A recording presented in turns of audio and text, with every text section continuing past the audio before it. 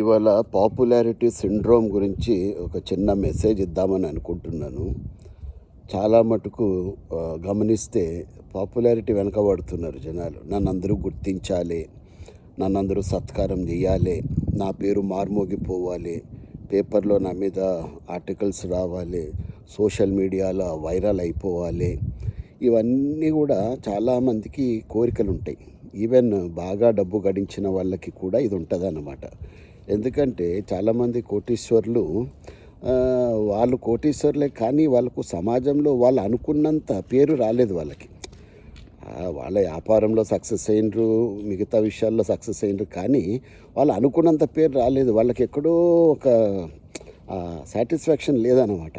అలాంటి వాళ్ళు ఏం చేస్తుంటారంటే ఈ అవార్డులు వస్తే వాళ్ళంటే పడడము, డబ్బులు ఇచ్చి అవార్డులు కొనుక్కోవడము, అదేదో పెద్ద అచీవ్మెంట్ లెక్క సోషల్ మీడియాలో పెట్టుకోవడము, ఎక్కడ మీటింగ్ ఉన్నా కూడా వెళ్ళిపోవడము, డబ్బులు ఇచ్చి మరీ మీటింగ్లు కండక్ట్ చేయడము, స్టేజ్ ఎక్కడము, ఇవన్నీ కూడా నడుస్తాయి. కానీ మిత్రులారా, ఒక విషయం గుర్తుపెట్టుకోండి, పాపులారిటీ అన్నది ఈ ప్రకారంగా వచ్చేది కాదు. This is called fake popularity. అది పాపులారిటీ అంటే జనాలు వాళ్ళ హృదయంలో నుంచి మనల్ని మెచ్చుకోవాలి. మనము అక్కడ ఉన్నా లేకపోయినా మన వెనక ఎప్పుడైతే 4 మంచి మాటలు చెప్పుకుంటారో, అరే లైఫ్ అంటే ఆ ప్రకారం ఉండాలిరా బై అన్నట్టుగా ఎప్పుడైతే అనుకుంటారో, మనల్ని మనస్ఫూర్తిగా గౌరవిస్తారో, అది అసలు సిస్సలైన పాపులారిటీ. ఇంకొక విషయం, మీరు మీ సంస్థలో ఎంత గొప్ప పొజిషన్లో అయినా ఉండొచ్చు, ఎంత పెద్ద అధికార హోదా మీకు ఉండొచ్చు, కానీ ఒక విషయం గుర్తుపెట్టుకోండి, కుర్చీ దిగిన తర్వాత మనం మాడిపోయిన బల్బులమే అన్న విషయం మర్చిపోవద్దు కదా. ఇంతకుముందు కూడా ఒకసారి చెప్పినట్టు గుర్తుంది. కాబట్టి అది మనతోనే ఉంటుంది అన్న ఆలోచన రావద్దు. Because people are always there. మనకు పవర్ ఉన్నంత వరకు మనల్ని పొగిడేటోళ్ళు పోయిన తర్వాత ఇక మనల్ని పట్టించుకోరు అన్నమాట. ఈ టైంలో ఏం జరుగుతుందంటే చాలామంది డిప్రెషన్లోకి వెళ్ళిపోతారు. సినిమా ఛాన్సులు వచ్చినంత కాలము లైమ్లైట్లో ఉన్నవాళ్ళు ఆ ఛాన్సులు తగ్గిపోయేసరికి డిప్రెషన్లోకి వెళ్ళిపోవడం మనం చూస్తూనే ఉంటాం.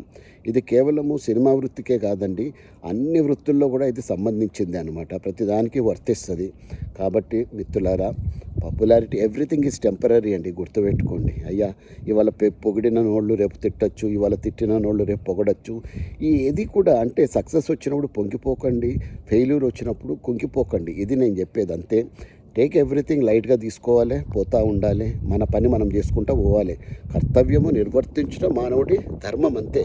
ఫలితం అన్నది వస్తుంది, అది ఎలా వచ్చినా కూడా దాన్ని స్వీకరించే శక్తి మనకు ఉండాలి. ఓకే, సో అంతే తప్ప దయచేసి ఈ పాపులారిటీ వెనక పడి దయచేసి అభాసుపాలు కాకండి. జై హింద్.